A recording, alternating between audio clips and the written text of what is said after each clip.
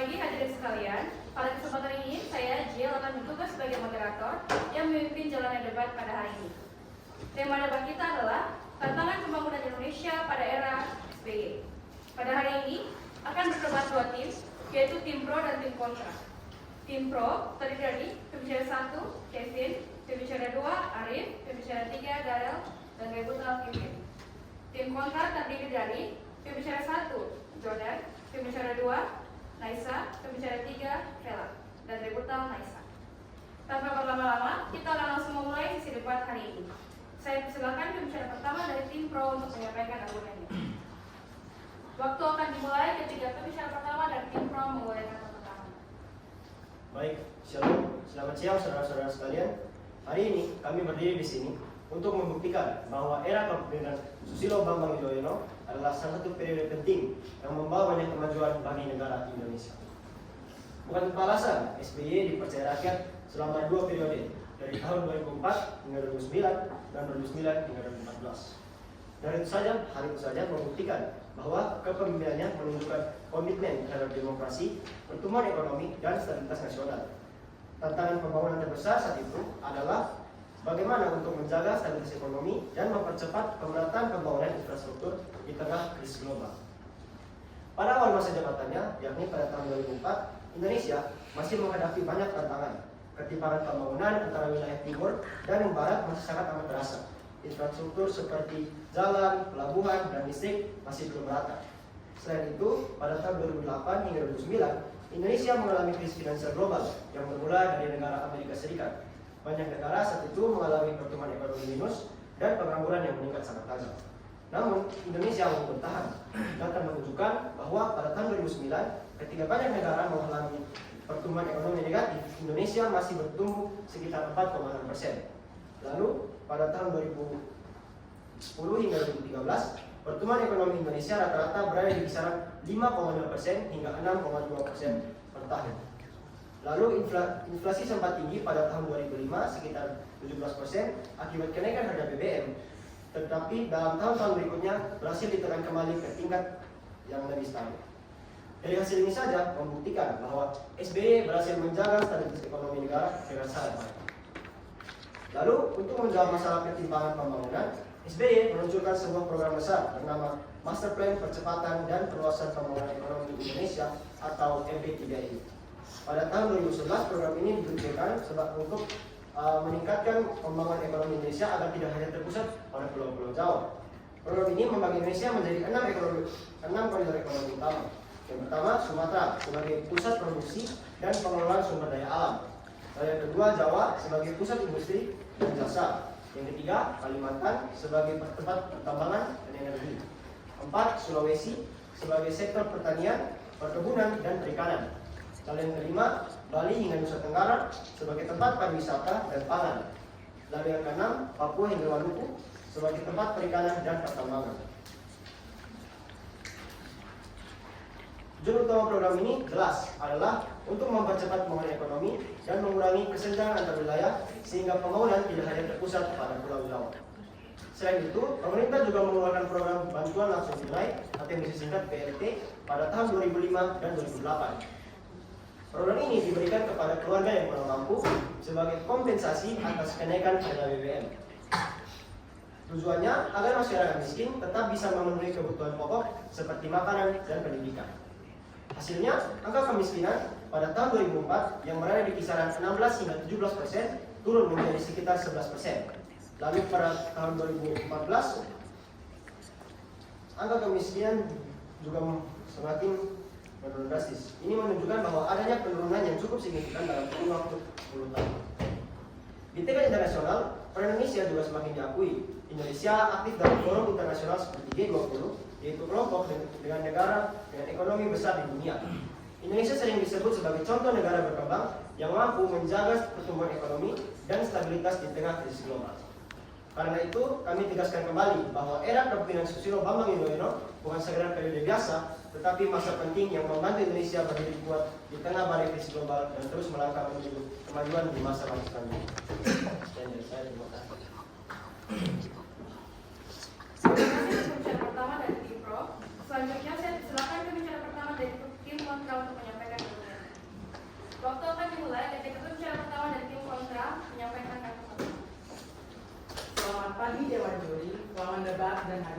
sekalian, perkenalkan saya John R. selaku pembicara pertama dari tim kontra. Pada pagi hari ini, saya menolak mosi pembangunan di era SBY. Hadirin yang terhormat, apakah kebijakan yang telah berhasil di permukaan benar-benar menyelesaikan masalah yang agak akar, ataukah hanya menjadi solusi sementara? Posisi kami jelas, kami tidak sepakat bahwa kebijakan BLT dan MP3I pada masa kepemimpinan Susilo Bambang Yudhoyono telah sepenuhnya menjawab tantangan pembangunan di Indonesia. Memang benar terdapat pertumbuhan ekonomi dan penurunan kemiskinan. Namun pemerataan kesejahteraan yang inklusif dan berkelanjutan belum tercapai. Data dari Kementerian Pendayagunaan Aparatur Negara dan Reformasi Birokrasi menunjukkan pertumbuhan ekonomi Indonesia berkisaran 5-6% pada periode tersebut. Akan tetapi pada saat yang sama rasio Gini sempat meningkat hingga sekitar 0,41 berdasarkan data.co.id. Artinya pembangunan memang membesar, tetapi pembagiannya semakin timpang. Pertama-tama mengenai BLT atau bantuan langsung tunai. Tim kami mengakui bahwa kebijakan ini memiliki manfaat nyata dalam jangka pendek. Kajian dari Awalia dan Sumaya pada tahun 2024 menunjukkan bahwa BLT mampu menurunkan angka kemiskinan sementara karena membantu masyarakat mempertahankan konsumsi dasar mereka, terutama saat terjadi tekanan ekonomi seperti kenaikan harga BBM. Namun keberhasilan jangka pendek itu tidak boleh menutupi kelemahan dasarnya. BLT tidak dapat menyentuh akar struktural kemiskinan, tidak secara langsung meningkatkan kualitas pendidikan masyarakat miskin, tidak juga memperkuat keterampilan kerja, dan tidak menciptakan lapangan pekerjaan berkelanjutan. Dengan kata lain, BLT lebih berfungsi sebagai penyangga sementara daripada solusi jangka panjang. Kita perlu bertanya secara kritis, apa yang terjadi ketika bantuan tersebut dihentikan? Tentu saja banyak rumah tangga berpotensi kembali rentan secara ekonomi. Ketergantungan pada bantuan juga bisa muncul jika tidak diiringi program pemberdayaan. Karena itu, BLT memang membantu, tetapi belum cukup untuk memutus rantai kemiskinan secara permanen. Kedua, mengenai MP3I atau Master Plan Percepatan dan Perluasan Pembangunan Ekonomi Indonesia. Secara konsep, program ini sangat progresif. Pemerintah menekankan bahwa MP3I dirancang untuk memperkuat koridor ekonomi nasional, meningkatkan konektivitas, serta menarik investasi guna mendorong pertumbuhan. Namun, persoalan utamanya terletak pada pemerataan. MP3I berfokus pada pengembangan koridor ekonomi tertentu yang sebagian besar sudah memiliki basis pertumbuhan. Akibatnya, muncul kritik bahwa pembangunan menjadi tidak seimbang. Daerah yang sudah maju terdorong lebih cepat, sementara daerah yang tertinggal belum mendapatkan perhatian yang proporsional. Dalam pembangunan nasional, pertumbuhan tanpa pemerataan beresiko memperlebar kesenjangan antar wilayah. Ketika infrastruktur, industri, dan investasi terkonsentrasi di titik tertentu, manfaat pembangunan tidak dirasakan seluruh masyarakat. Ini menunjukkan MP3I kuat mendorong pertumbuhan, tetapi belum optimal menjamin keadilan. Sebagai penegasan, pembangunan efektif tidak hanya mengejar pertumbuhan, tetapi juga meningkatkan mobilitas sosial. Tanpa peningkatan kualitas SDM dan pemerataan akses ekonomi, pertumbuhan akan cepat namun teratur. Dengan demikian, kami menilai bahwa meskipun BLT efektif sebagai bantalan sosial jangka pendek dan MP3I mempercepat pertumbuhan di beberapa koridor, keduanya belum sepenuhnya menjawab tantangan pembangunan Indonesia yang inklusif, merata, dan berkelanjutan. Sekian dari saya, terima kasih. Terima kasih kepada pembicara pertama dari masing-masing tim atas penyampaian argumennya. Selanjutnya, kita akan memasuki sesi tanggapan yang akan disampaikan oleh pembicara kedua dari masing-masing tim. Saya persilakan tim Pro untuk menyampaikan argumentasi dan penyampaian tanggapannya. Waktu akan dimulai ketika pembicara kedua dari tim Pro menyampaikan. Baik, salam dan selamat siang Bapak Ibu dan teman-teman sekalian. Sebagai pembicara kedua dari pihak Pro, saya ingin memperkuat apa yang sudah disampaikan oleh rekan saya yang sebelumnya. Kami tidak hanya berbicara tentang angka pertumbuhan ekonomi, tetapi bukti nyata bagaimana kepemimpinan Presiden SBY ikut memperkuat persatuan dan kesatuan negara Republik Indonesia.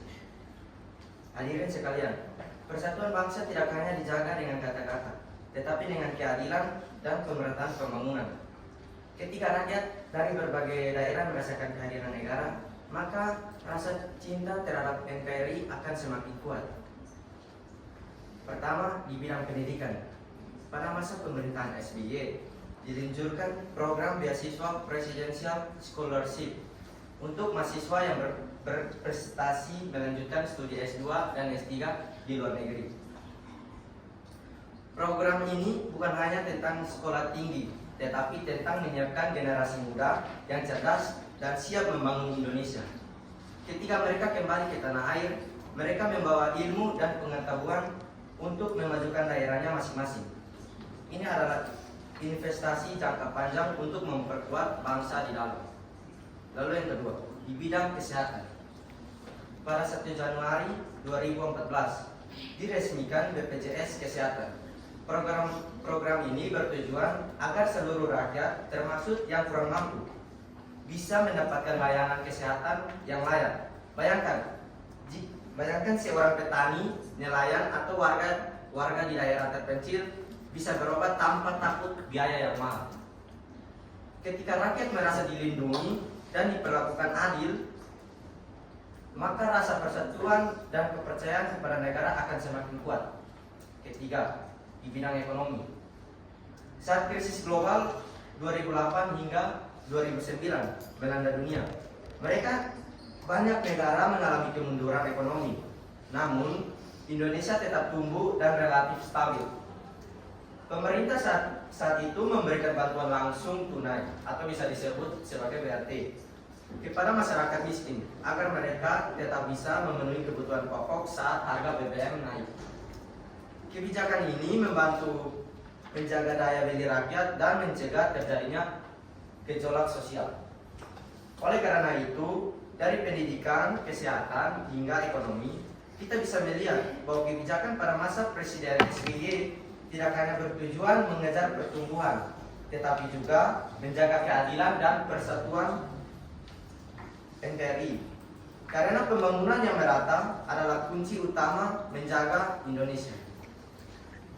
Oleh karena itu, hadirin sekalian, kami menegaskan bahwa era kepemimpinan beliau merupakan salah satu fondasi yang penting dalam memperkuat bangsa Indonesia. Sekian dari saya.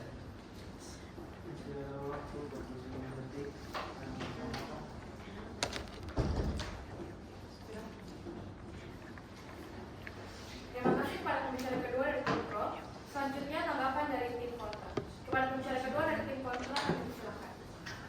Waktu akan dimulai ketika pembicara kedua dari tim kontra mengeluarkan kata.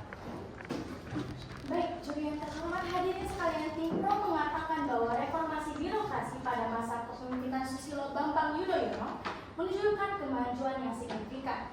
Namun, jika reformasi benar-benar berhasil secara sistemik, mengapa masalah birokrasi masih terus berulang? Pertama, mari kita lihat dari sisi korupsi dan tata kelola pemerintahan. Menurut data Transparency International dalam Corruption Perception Index atau biasa disingkat dengan CPI, skor Indonesia memang meningkat dari sekitar 20 pada tahun 2004 dan 34 pada tahun 2014.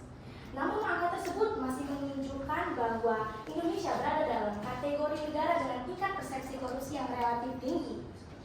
Artinya, perbaikan memang ada. Negara dengan tingkat persepsi korupsi yang relatif tinggi artinya perbaikan memang ada. Tetapi belum cukup untuk menyatakan bahwa korupsi itu telah hilang atau sudah lebih rendah. Jika sistem birokrasi sudah kuat dan bersih, seharusnya lonjakan perbaikan menyeluruh. Jika sistem birokrasi sudah kuat dan bersih, seharusnya lonjakan perbaikan dan penempatan Indonesia pada kategori kelola yang benar-benar baik.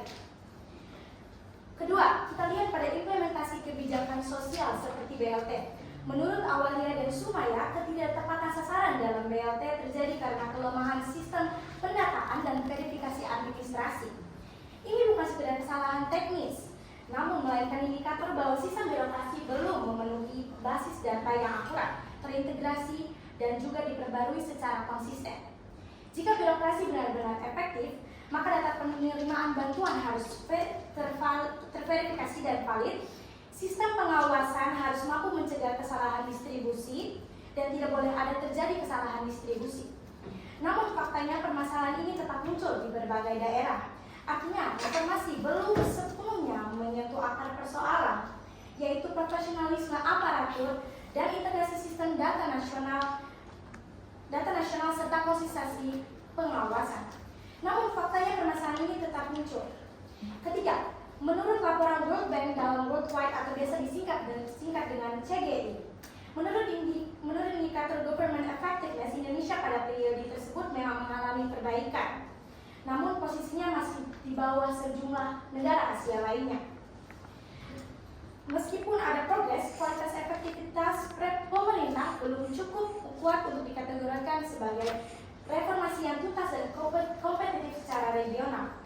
Hadirin sekalian, reformasi birokrasi bukan sekedar menyusun regulasi baru, menaikkan tunjangan kerja, atau membentuk unit reformasi. Reformasi harus ditunjukkan dengan pelayanan publik yang cepat dan transparan, kebijakan yang konsisten dan tidak bercampuran, serta sistem administrasi yang akurat dan minim kesalahan.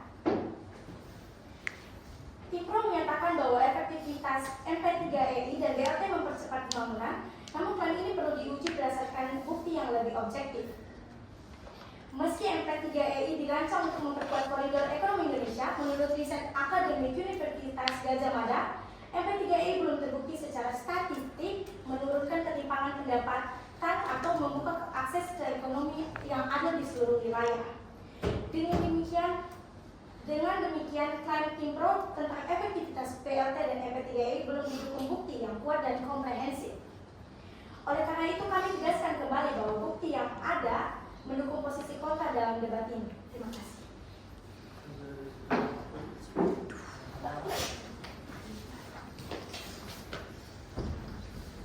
Baik, terima kasih kepada pembicara kedua dari masing-masing tim. Selanjutnya kita akan memasuki sesi tanggapan yang disampaikan oleh pembicara ketiga dari masing-masing tim. Saya persilakan tim Pro untuk menyampaikan argumentasi dan tanggapan. Waktu akan dimulai ketika pembicara ketiga dari tim Pro memulai kata pertama. Baik, terima kasih. Saya akan menyampaikan dan menguatkan pendapat argumen kami terkait tim Pro dengan topik Presiden SBY. Nah, menurut sejumlah sumber seperti Universitas Gadjah Mada tahun 2014, SBY dapat dikatakan sangat berkontributif dalam pembangunan ekonomi di Indonesia.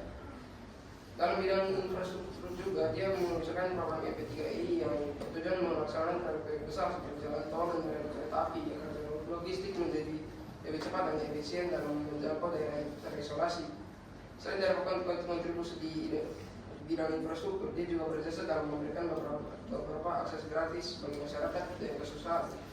Di bidang ekonomi, dia meluncurkan program BLT atau bantuan langsung tunai yang diarahkan untuk memberikan bantuan uang kepada rakyat miskin atau kesusahan. Nah, tambahan dari saya, selain dari para rakyat yang kesusahan, program BLT juga diarahkan kepada usaha-usaha dan juga sektor-sektor mikro seperti UMKM. Nah, dan di bidang kesehatan, dia juga meluncurkan program BPJS atau Badan Penyelenggara Jasa. Interupsi.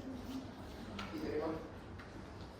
Jika Timpro mengatakan bahwa pertumbuhan ekonomi pada masa Susilo Bambang Yudhoyono stabil, apakah pertumbuhan tersebut benar-benar dirasakan oleh seluruh rakyat, terutama masyarakat kecil di daerah? Lalu, bagaimana ketimpangan pendapatan yang masih terjadi? Apakah keberhasilan ekonomi hanya dinilai dari angka pertumbuhan tanpa melihat kesejahteraan dan masyarakat secara nyata? Oke, untuk menjawab interupsi tersebut, saya memiliki beberapa poin. Yang pertama, benar bahwa pertumbuhan ekonomi tidak boleh hanya dinilai dari angka. Namun, pada masa pemerintahan SBY, pertumbuhan tidak hanya berarti pada angka statistik, namun juga diikuti oleh program-program data dari pemerintah. Jika dikatakan pertumbuhan tidak dirasakan rakyat, maka bagaimana menjelaskan bahwa fakta bahwa angka kemiskinan turun dari sekitar 16% ke 17%, 16-17% dari tahun 2004 dan menjadi sekitaran 11% 10 tahun kemudian pada tahun 2014. Lalu ada juga adanya Waktu instruksi selesai.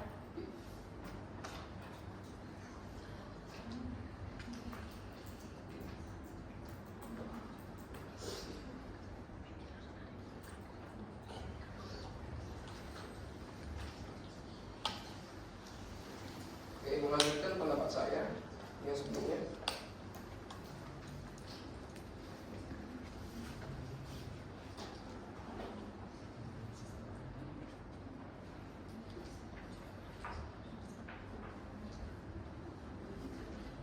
pada program kesehatan yang telah saya bicarakan sebelumnya yaitu BPJS.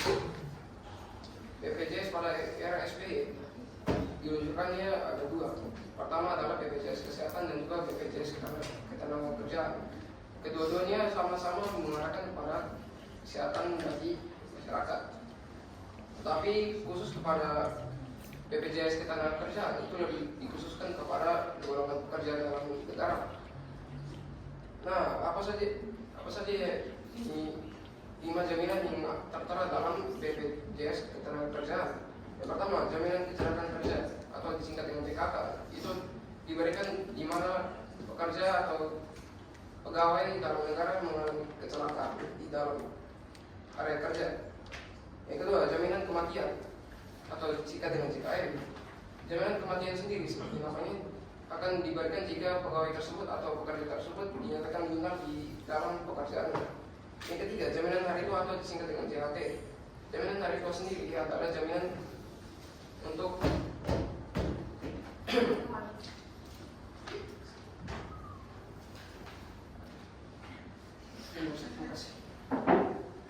Terima kasih kepada tim pro. Selanjutnya kita akan masuk ke pembicara ketiga dari tim kontra. Waktu akan dimulai ketika pembicara ketiga dari tim kontra mengeluarkan. Hadirin sekalian, perkenalkan saya Gabriel dari Divisi Redundant selaku pembicara ketiga dari tim kontra. Izinkan saya untuk menegaskan kembali posisi tim kontra. Sejak awal kami tidak menutup mata bahwa terdapat pertumbuhan ekonomi dan penurunan angka kemiskinan pada masa tersebut. Namun yang kami permasalahkan adalah kualitas dan pemerataannya. Tim Pro menekankan bahwa BLT menjaga daya beli, MP3I mempercepat pertumbuhan ekonomi, dan reformasi birokrasi meningkatkan pelayanan publik. Namun kami melihat pola yang sama, yaitu kebijakan yang tampak baik secara konsep namun menyisakan persoalan dalam pemerataan dan keberlanjutan. BLT menurut Awalia dan Sumaya, sebagaimana disebutkan dalam berbagai kajian, efektif terutama dalam jangka pendek untuk menjaga konsumsi masyarakat. Akan tetapi bantuan secara tunai tidak secara langsung untuk memperkuat fondasi ekonomi keluarga yang miskin. Ketergantungan pada bantuan sosial juga menunjukkan bahwa transformasi struktural seperti peningkatan kualitas pekerjaan dan produktivitas belum berjalan secara optimal. MP3I menurut Sekretariat Kabinet RI memang dirancang untuk mempercepat pertumbuhan melalui koridor ekonomi. Namun fokus pada wilayah tertentu berpotensi untuk memperlebar ketimpangan antar wilayah. Jika pembangunan hanya terkonsentrasi pada satu wilayah saja, sedangkan wilayah lain masih tertinggal dalam infrastruktur dan kecepatan kerja, maka pemerataan itu belum sepenuhnya tercapai. Permasalahan salah sasaran bantuan juga menunjukkan kelemahan dalam sistem administrasi dan sistem implementasi kebijakan. Reformasi birokrasi tidak cukup dinilai dari regulasi atau rencana, tetapi dari efektivitas pelaksanaannya di lapangan. Pembangunan nasional tidak hanya diukur dari angka pertumbuhan atau stabilitas makro semata. Ukuran sejatinya adalah kemampuan untuk mengurangi ketimpangan, memperkuat daya tahan masyarakat terhadap krisis, dan menyelesaikan masalah struktural jangka panjang. Jika masih terdapat ketimpangan antar wilayah, ketergantungan bantuan sosial, dan kelemahan implementasi kebijakan, maka keberhasilan itu belum dapat disebut menyeluruh dan berkelanjutan. Oleh karena itu, kami tetap pada posisi bahwa pembangunan pada masa tersebut memang memiliki capaian, tetapi juga menyimpan kelemahan mendasar dan tidak dapat diabaikan. Sekian dari saya. Terima kasih.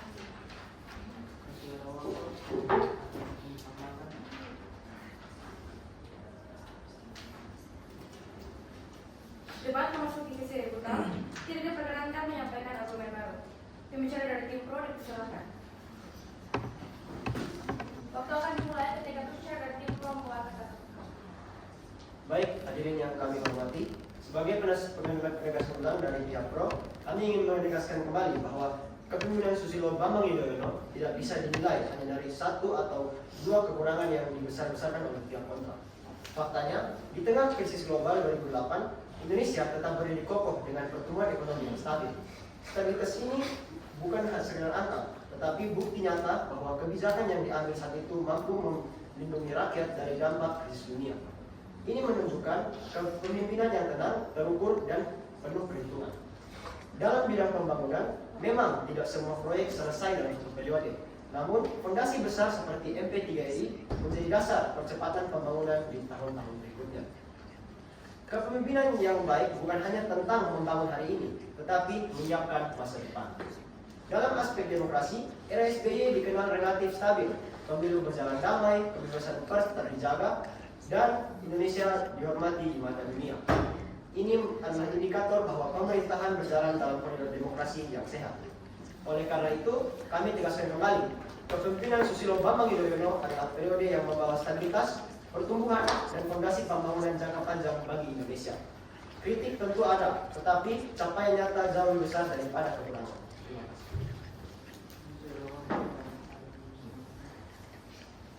Terima kasih kepada tim pro. Selanjutnya kepada tim kontra dipersilakan untuk menyampaikan dulu. Waktu akan dimulai ketika ucapan dari tim kontra mengucapkan kata pertama.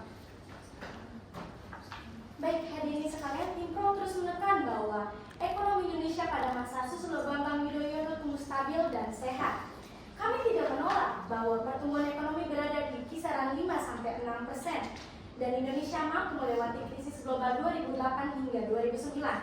Namun pertanyaannya, apakah pertumbuhan itu berkualitas dan merata? Pertama, menurut data Badan Pusat Statistik atau biasa disingkat dengan BPS, pada periode tersebut terjadi peningkatan rasio yang berarti ketimpangan pendapatan justru meningkat, terutama sekitar tahun 2011 hingga 2013. Artinya, pertumbuhan ekonomi tidak dinikmati secara merata oleh seluruh rakyat, terutama rakyat-rakyat kecil. Kedua, menurut Bank Dunia dalam laporan Indonesia Economic Quarterly, pertumbuhan Indonesia saat itu sangat didorong oleh sektor komoditas seperti batu bara dan kelapa sawit. Ketergantungan kepada komoditas membuat ekonomi rentan terhadap fluktuasi harga global. Jadi, stabilitas tersebut sangat dipengaruhi oleh kondisi eksternal, bukan sepenuhnya karena kekuatan struktural domestik. Ketiga, meskipun kemiskinan menurun, menurut data BPS, penurunannya berlangsung relatif lambat dan masih menyisakan jutaan penduduk miskin. Artinya, kesehatan ekonomi secara makro belum sepenuhnya mencerminkan kesetaraan secara mikro. Jika masih ditemukan pelayanan lambat, prosedur berbelit, ketidakdapatan distribusi bantuan, serta persepsi korupsi yang masih tinggi, maka klaim keberhasilan tersebut terlalu dibesar-besarkan. Kami tidak mengatakan bahwa tidak ada kemajuan, namun kemajuan parsial tidak dapat disamakan dengan keberhasilan struktural. Karena itu kami menegaskan kembali bahwa reformasi birokrasi pada masa tersebut belum sepenuhnya menjawab tantangan tata kelola pemerintahan secara efektif, bersih, profesional, dan berkelanjutan. Sekian dari saya, terima kasih. Debat telah selesai. Mari kita berikan tepuk tangan kepada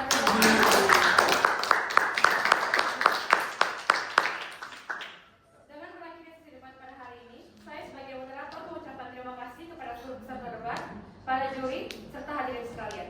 Demikian debat hari ini. Selamat siang dan sampai jumpa kembali.